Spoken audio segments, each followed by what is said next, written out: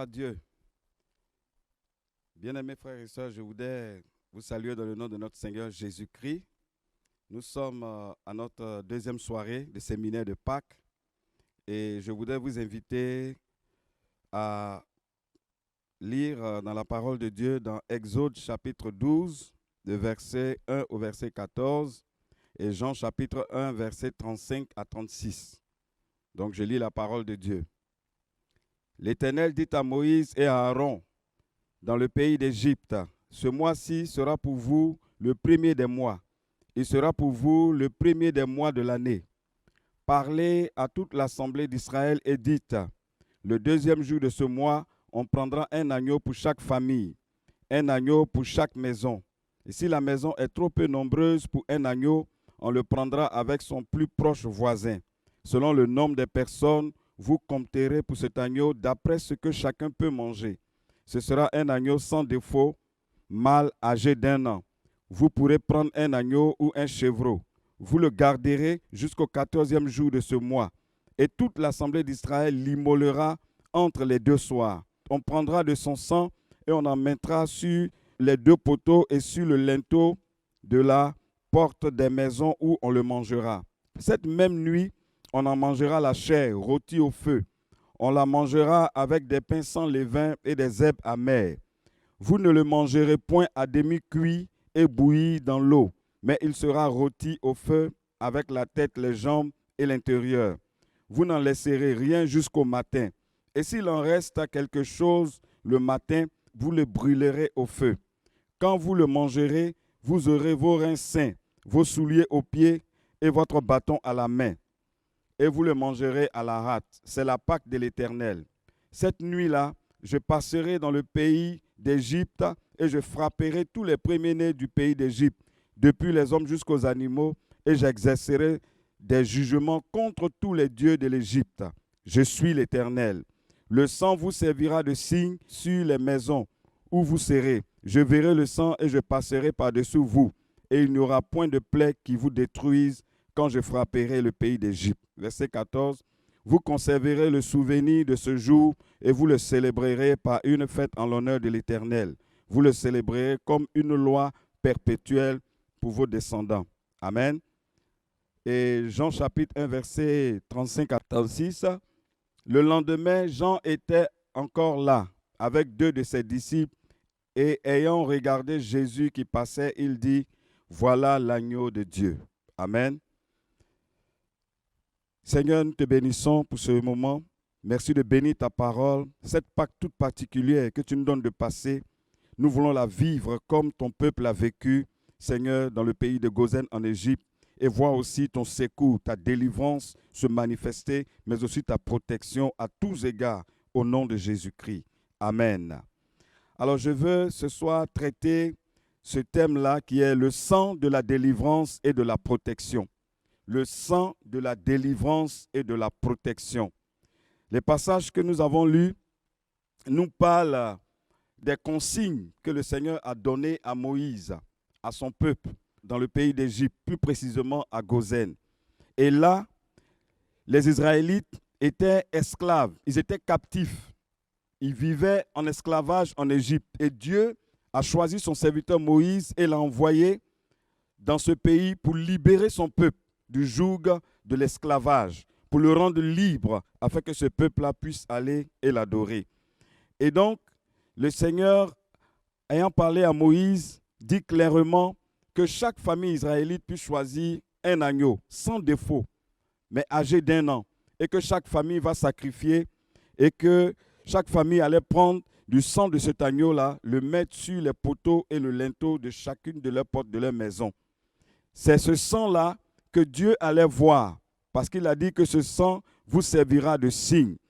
Et quand Dieu allait frapper tous les premiers-nés, depuis Pharaon assis sur le trône, jusqu'au premier-né de la servante qui est derrière la meule, et jusqu'à tous les premiers-nés des animaux, alors cette plaie-là n'allait pas frapper les Israélites, s'ils obéissaient à ces prescriptions-là. Donc, c'était la 10e plaie, et cette 10e plaie allait forcer la main de Pharaon pour libérer le peuple de Dieu, pour libérer cette nation-là. Et cette 10e plaie montre combien de fois Dieu désire la liberté de son peuple. Dieu veut la liberté de son peuple. Dieu veut la protection de son peuple. Et en donnant ces consignes à Moïse, c'était pour leur délivrance et pour leur protection. Et ceci doit nous donner cette assurance-là, que Dieu veut et désire notre délivrance, notre paix, notre liberté. Mais aussi, il veut notre protection. Et c'est lui qui délivre, mais aussi c'est lui qui protège. Donc l'obéissance à la parole de Dieu produit la délivrance et la protection. Comme je l'ai dit, ces consignes-là, Dieu les avait données à Moïse.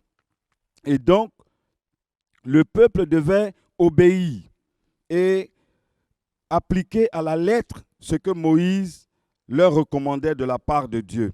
Et donc, l'obéissance à ces principes-là allait être pour eux une source de délivrance, mais aussi de protection. Et chaque famille devait offrir un agneau. Et ce qui revient dans le deuxième passage que nous avons lu, dans Jean chapitre 1, verset 35 à 36, Jean-Baptiste dit, voilà l'agneau de Dieu. Et plus haut, verset 29, il dit, voici l'agneau de Dieu qui ôte le péché du monde.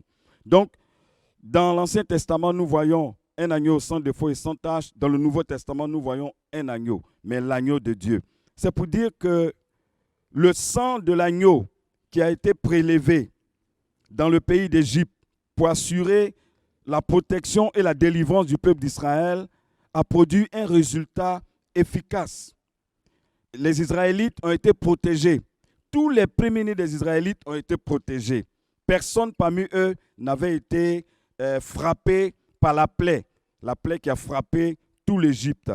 Et quand vous lisez dans le livre de Lévitique 17, le verset 4, il dit clairement que l'âme de toute chair, c'est son sang qui est en elle. Donc, en quelque sorte, l'agneau qui était sacrifié était un remplacement. Il rachetait par le sacrifice de cet agneau-là la vie de chaque premier-né israélite. Donc, c'était un rachat, c'était un substitut. Et Dieu a donc préservé la vie de tous les premiers-nés israélites par la vie des différents agneaux offerts.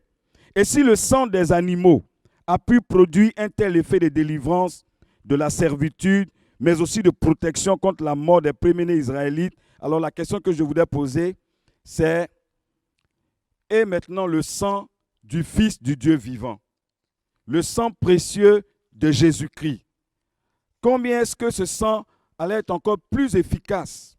Jean-Baptiste le prophète, en regardant Jésus, a dit, voilà l'agneau de Dieu. Il a présenté celui qui devait être donné en sacrifice pour apporter la délivrance de l'humanité, pour apporter la restauration de l'humanité, pour apporter la guérison de l'humanité. Et comme je l'ai dit tout haut, le sang qui est la source de délivrance et de protection.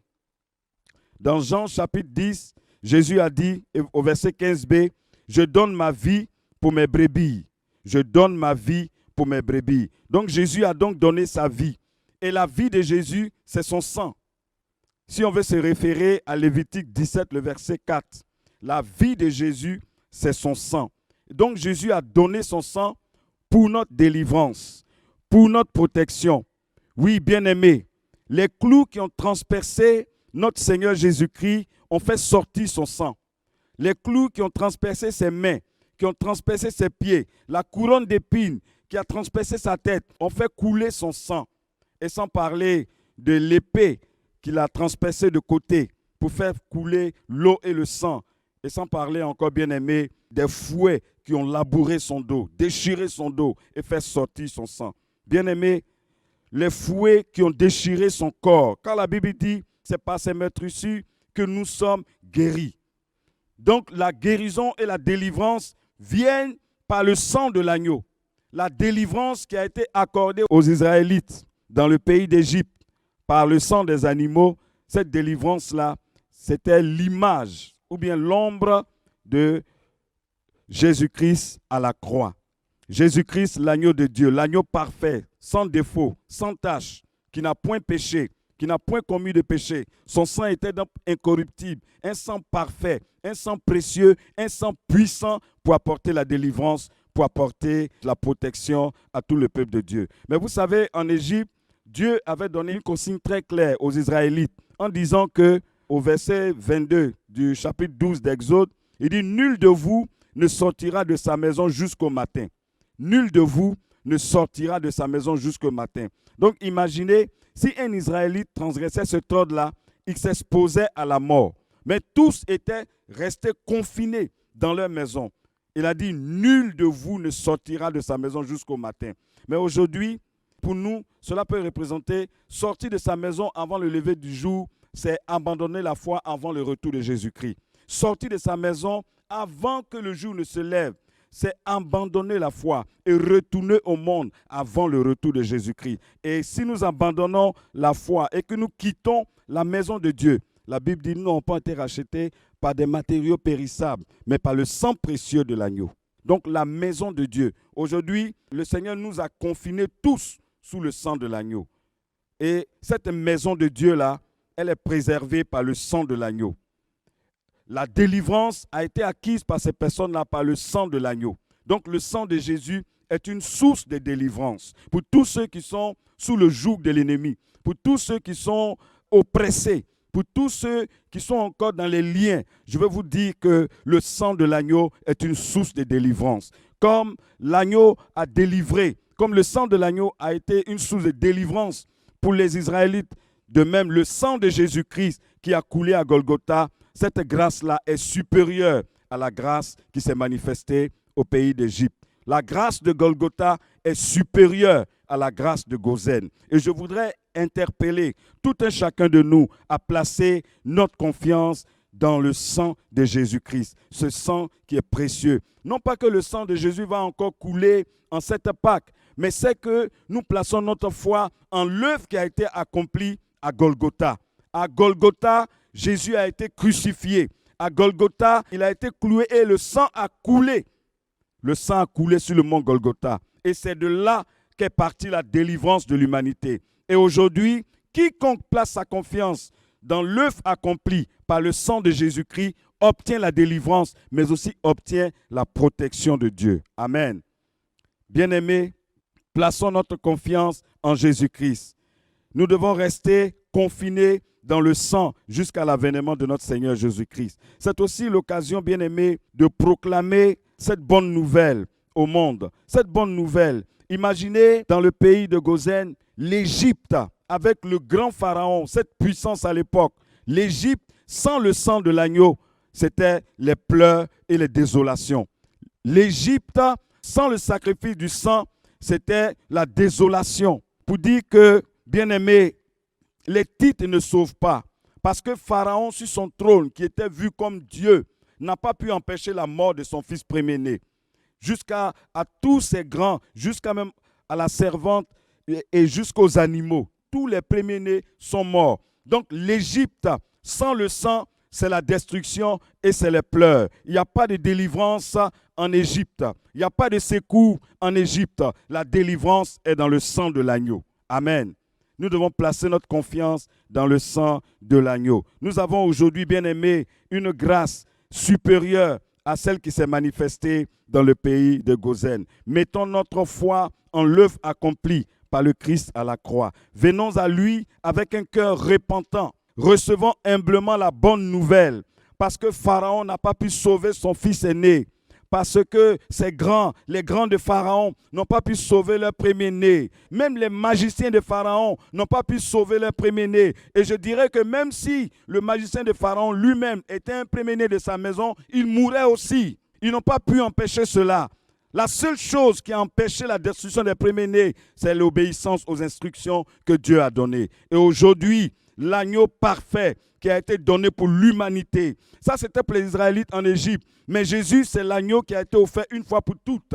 Jésus, c'est l'agneau qui a été offert pour toute l'humanité. Et aujourd'hui, si nous nous tournons vers lui, si nous le recevons comme Seigneur et Sauveur, en ce moment-là, nous verrons la délivrance descendre dans notre maison. Et comme pour dire à tous les bien-aimés, frères et sœurs, qui croient en Jésus-Christ, qui ont mis leur confiance dans le Seigneur, je veux nous encourager à rester confinés dans la maison de Dieu. Parce que le sang de l'agneau est sur le linteau des portes. Le sang de Jésus-Christ est valable pour nous, pour notre délivrance, mais aussi pour notre protection. Amen. Recevons humblement cela. Et la délivrance va se manifester dans nos maisons, va se manifester dans notre vie. La véritable protection, c'est la part de ceux qui ont le Fils de Dieu et qui mettent leur confiance dans le sang de l'agneau. Que Dieu nous bénisse.